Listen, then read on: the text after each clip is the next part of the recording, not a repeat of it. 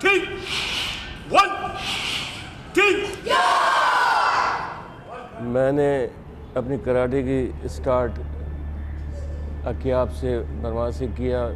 when I was 9 years old, 9 سال کا تھا, اور 16 ایئرز میں مجھے بلیک بیلٹ ملی. میرے ماسٹر کا نام ہے گرینڈ ماسٹر لی پاؤ سن. ہی از دا بیسٹ.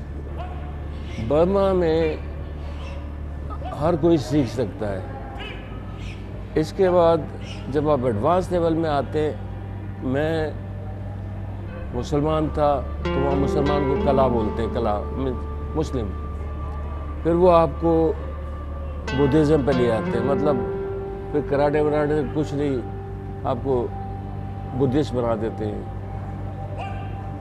تو فائٹنگ آرٹ, میڈیٹیشن, یوگا جب کیا, اس کے بعد میرے استاد نے بولا کہ اس سے آگے جائیں گے تو دنیا چھوڑنی پڑتی ہے, کیونکہ وہ پھر بخشو بن جاتے. 65 میں جنرل نیمن نے سب چیز نیشنلائز کر لی تھی. نیشنلائز جب کر لی تو مسلمانوں پہ بہت سخت, ہر چیز ہماری نیشنلائز ہو گئی. تو ہماری فیملی وہاں سے ایسٹ پاکستان چلے گئی. 70s میں جب پاکستان آیا تو یہاں کراٹے نام کی کوئی چیز ہی نہیں تھی. لوگوں کو پتہ ہی نہیں ہوتا تھا کہ جوڈو کراٹے کیا ہوتا تھا. وہ یہی سمجھتے تھے کہ اگر آپ نے کوئی چیز توڑ دی تو آپ ماسٹر ہو گئے. انیشیل میں تو بہت سخت ٹائم ہوتا تھا, بہت کم لوگ آتے تھے. اس کے بعد بروس لی کی موویز آنا شروع ہوا تو ہر کوئی بروس لی بننا چاہتا, تو فلم وہاں دیکھتا تھا, آتا ہمارے پاس تھا. یہ سلسلہ بڑھتا گیا.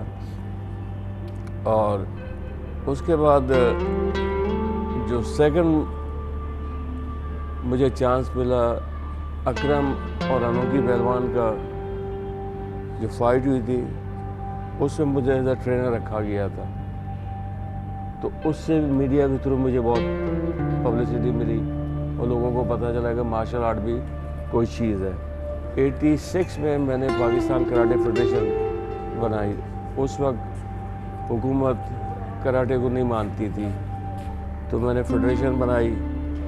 اس کو پاکستان اولمپک سے ریکگنائز کرایا, پاکستان اسپورٹس بورڈ سے ریکگنائز کرایا, ایشین باڈی سے ریکگنائز کرایا, ورلڈ باڈی سے ریکگنائز کرایا. اس طرح یہ گیم لیگل ہو گئی. یہ سلسلہ جب بڑھتا گیا, پھر میں نے ورلڈ کوالیفائنگ کے لیے فائٹ کی. لاسٹ میری جو فائٹ ہوئی تھی وہ ورلڈ چیمپئن ڈان ولسن سے, وہ میں ہار گیا تھا, مگر that was a big fight. World ranking تھی جس میں میری رینکنگ 7th ہوئی ورلڈ میں. آج تک کسی کی پاکستان میں ہوئی نہیں ہے یہ رینکنگ. ہر سال برما کا نیشنل ڈے پہ مجھے بلایا جاتا ہے, میں جاتا بھی ہوں. اس سال میں نہیں جاؤں گا, اس لیے نہیں جاؤں گا ایز اے پروٹیسٹ کہ بھائی آپ یہ مسلمان کو روہنگیا پہ آپ یہ ظلم بند کریں. میرا پروٹیسٹ ریکارڈ ہوگا, پھر اور کوئی کرے گا, یہ سلسلہ بڑھتا جائے گا.